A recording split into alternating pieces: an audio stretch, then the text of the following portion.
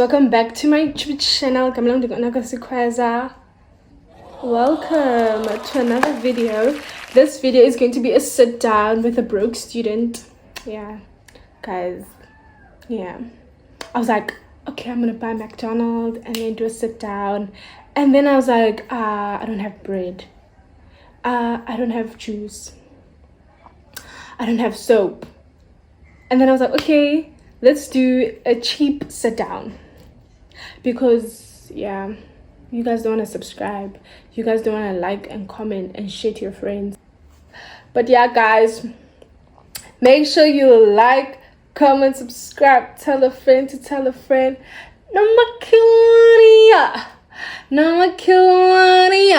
But click Kelly on. Yeah, guys, let's get into these questions. What am I having? I'm having this slushy I got from school. I got my food from school, guys. I was at school at the library and I decided, let me buy my food there so I can come back. So I bought the slushy at school. Don't ask me what it's called because yeah, angazi. And then I got my favorite pie. This is only 27 rand, I'm just saying, for UW students. And then I bought this pie, pepper steak, and yeah, let's get into this video. These questions. There's these people fixing our second kitchen. Why do they decide now to make a noise while I'm going to film this video? But anyways, guys, let's start with the questions. So the first question is, how is life after matric? That's a good question. That's a good question. How is life after matric?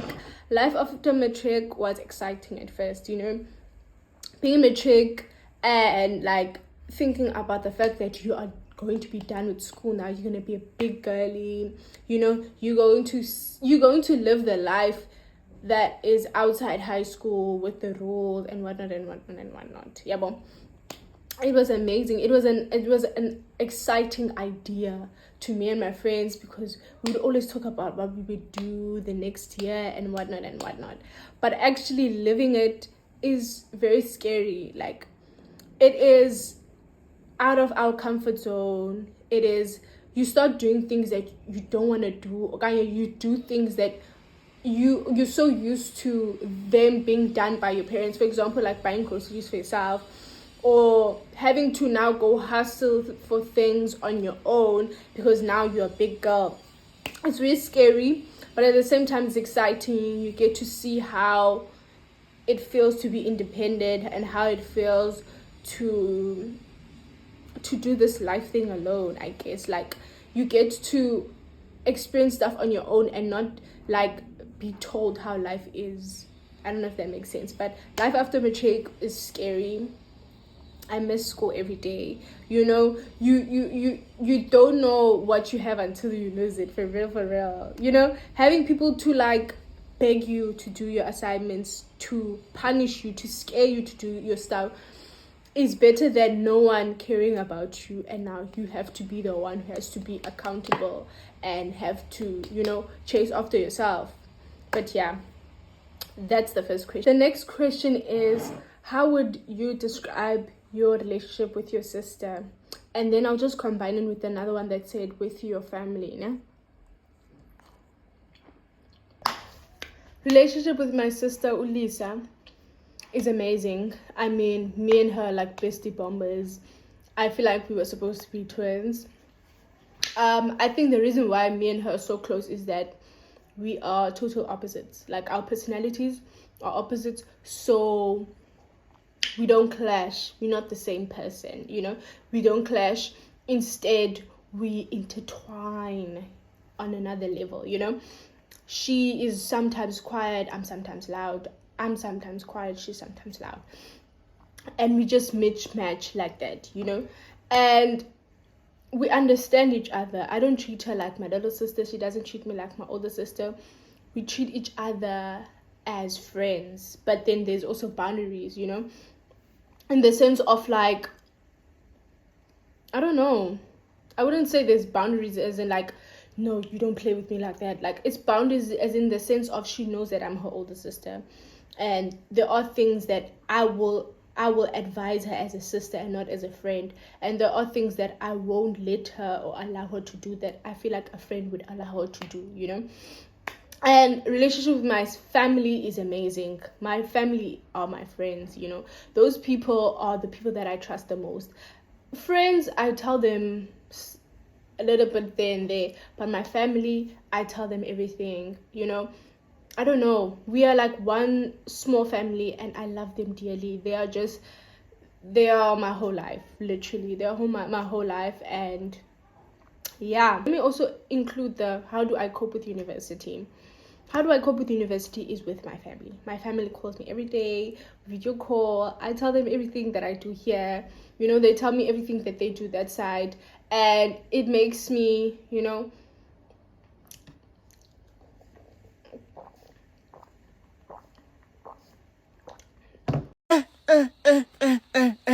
they are truly my support system.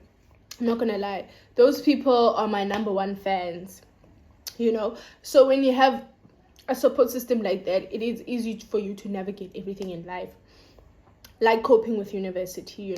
So yeah. And also my mom was in university and my older sister was in university, so they know the challenges that I can come across, so they know how to advise me based on their experience here in university. And we all came to the same university, which is so crazy. What are you studying in UWC? I am studying social work. It's under community health science. Yes, it is under the Faculty of Community Health and Science. It is under physio, OT, dietitian, sports science, yeah, and then social work is under that. And then another question was the APS score for my course, which is 38. Yeah, that is the APS score for my my course. And yeah, guys, I am studying social work and I love it dearly. People who know me know that it was either nursing or social work, and one had to win, so it was social work.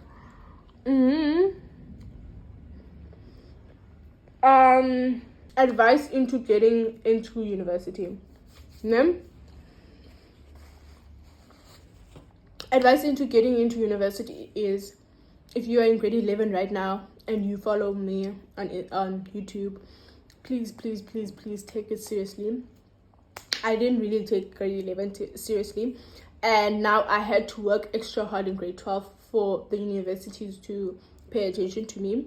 So work extra hard in grade 11, because they also look at your grade 11 term 4 marks, which is your whole grade 11 year. So work hard, and make sure that you apply properly and apply in time, and apply for everything. Apply for colleges, apply for universities, and make sure you follow up. If universities don't answer on emails, come to the university, knock at their doors, knock at the faculties that you have applied to.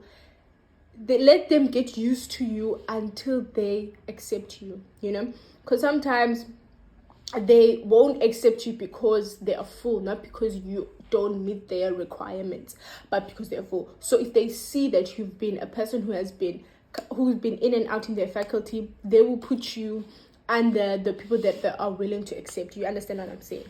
So yeah. Netball University, yes, I am playing netball at university. I'm not playing for a club, I'm playing for UWC, and it is amazing. It is amazing because, in university it's very hard to make friends, but I feel like I've made a family, Also in high school, I didn't have much friends, but I had a family that was my netball team, and it's very nice. Like, when you know after a long day you're going to be around people you're going to laugh with, you're going to struggle with, and I don't know, I just love it. So some of you guys asked me for study tips for, I think in general, because that we have study tips in university and we have study tips in high school. And I suck at study tips. I literally experiment with study tips on a daily basis. So I'm a person who works best at night. I don't know why. I just have so much energy. So I cross night, and I'm a person who will rewrite the whole book. So if I'm studying a topic, I'll rewrite the notes so that it can, it can freshen up my mind. I don't study with old notes. I make new notes from the understanding that I have right now, and I make mind maps sometimes. Sometimes I make cue cards, and the most important, not most important, but the study tip or study method that I use the most is talking. I literally talk to myself and I tell myself, Unako, what is the labels of the eye and what is the function of them, And then I ask myself, what is a macula?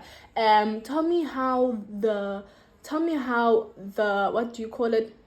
What, life science? Come on now. How does sound travel in the ear? The ups and downs of Varsity. The downs of Varsity is that What's happening? Huh? accommodation is very hard to get, especially if you live in Cape Town and you're planning to you want to come to a university that is here in Cape Town. It is very hard. It is hard to make friends in university, mainly because you guys are in different faculties, for example, and you guys don't have the same timetable. You're so used to, in high school, we all have break at the same time. We all get to school at the same time, we all end at the same time. But then in university, you could have a friend that has classes that start at 12 and you start at 8:30, and by 12 you are already at home, and that person has classes from 12 to 4. So it's hard, and university is a big place, so you can see someone namhlanje and then tomorrow you won't see them. You see, that's another down. And what else? It can get lonely, it can get depressing, sometimes it can get scary, like you're alone, you don't know who to ask because you're in the university and family is far. It can get sad, but yeah, like those are the downs. And the ups are, it's a new environment, you get to be independent, you get to fend for yourself. I think it's fend for yourself or vent for yourself. You guys will correct me, but like you get to do things on your own, hustle for yourself, which strengthens you, as a person. And you get to network, you get to know new people. You learn more things here because we are very diverse in university, so you get to learn Zulu, because it's a new thing. I can speak Zulu. Yanjela. I'm joking. But it's so diverse. Like you get Zulu, you get Sotho, you get Tswana, you get Xhosa, you get white, you get colored, and now you mix and mash with all these diverse people, and you get to learn different cultures and Yonkelond. You see, those are the. What have you learned about yourself that you did not know?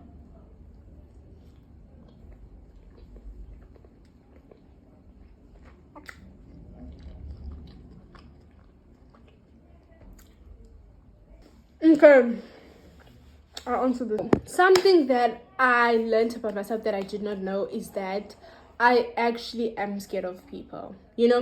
I'm so loud around my friends, I'm so loud around my family. Literally, I can yap and yap and yap and yap and yap with anyone and anyway. I feel like I can quickly click with people, but then now that I'm alone in this new world, I realize that I'm actually very scared and very shy. And yeah, like these days I've just been depending on, not depending, but like YouTube and my social media has been my friend. Also, another question is, why did I stop dancing on Instagram?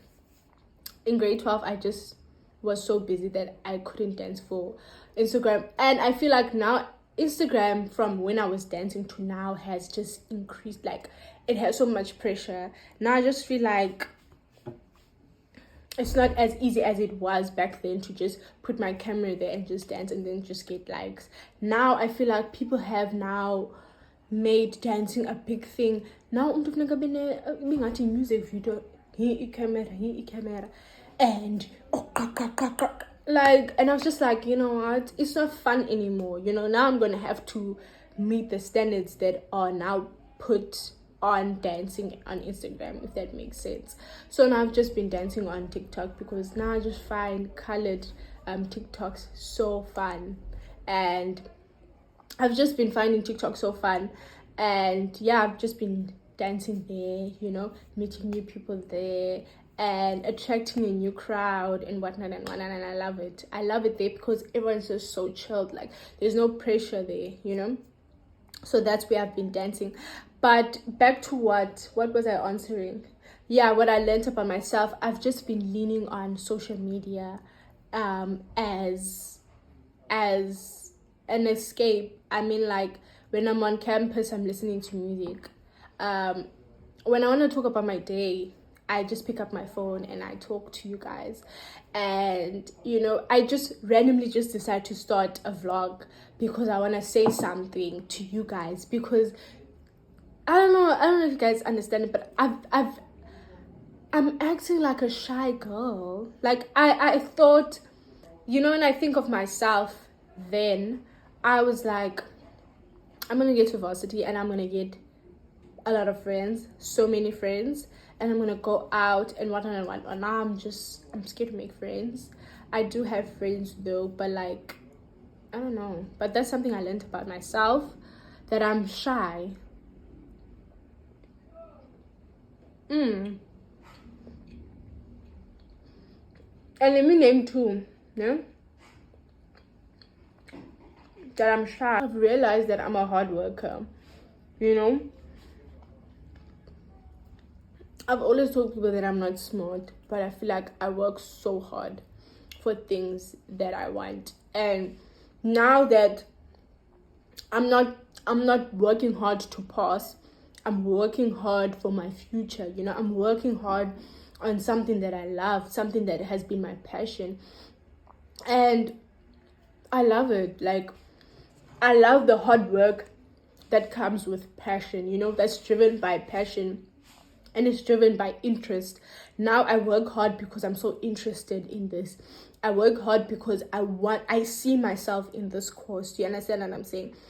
And I've been loving the hard work and the drive that I've been getting from studying and doing my assignments, and all of that being done through passion and through drive, not through being forced to pass matric with flying colors, but because it's something that I want. Do you understand what I'm saying? Even though I want to make my parent happy, it's something that I want dearly. Like, if I don't get it, I won't be scared that umama muzotini, but I will be devastated because it's something that I want. A life with God, my relationship with God.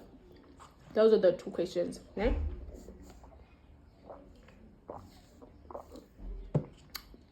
My relationship with God has grown ever since 2023.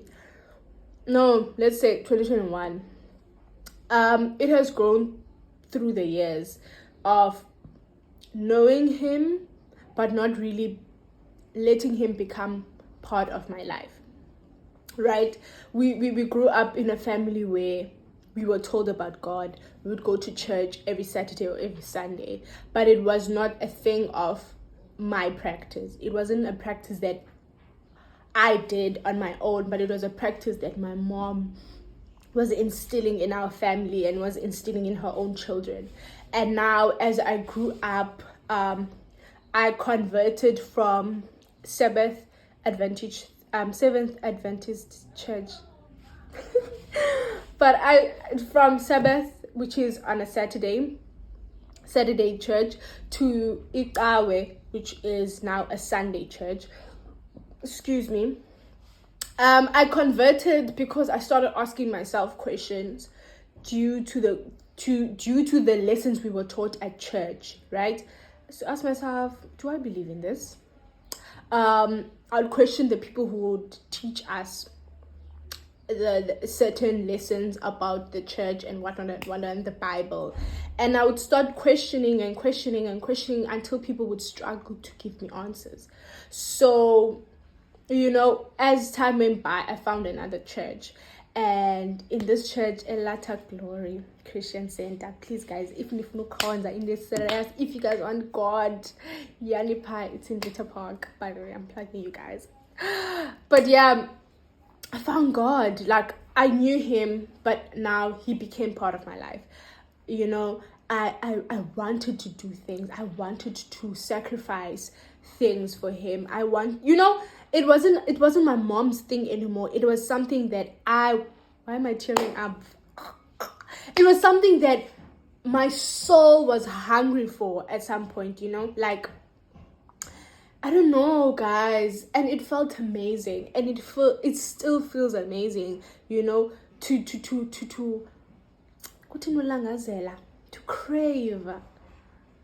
crave, to get to know him, to crave in doing good for him. So yeah, guys, my relationship with God, it grows every day, and I'm not saying I'm perfect. I'm not saying now I'm judging people who don't know God, who don't want God. But I'm just saying that's my experience, that's where I'm at right now. And I hope and I pray to God that I grow and grow and grow. And I hope you guys see the growth in me, There are still things that I still need to change about myself. There are still things that I'm still working on. I'm not a perfect person, but I'm telling you guys that I love the path that I'm taking right now. I love the path that I'm in right now, And it's amazing. And I think those are all the questions, and I've answered all of them. Yes, guys.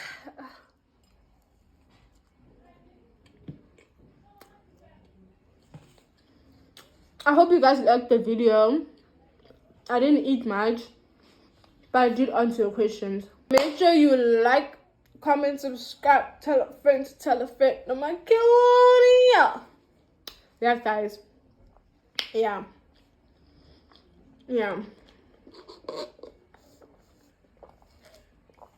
I love you guys. See you on the next one.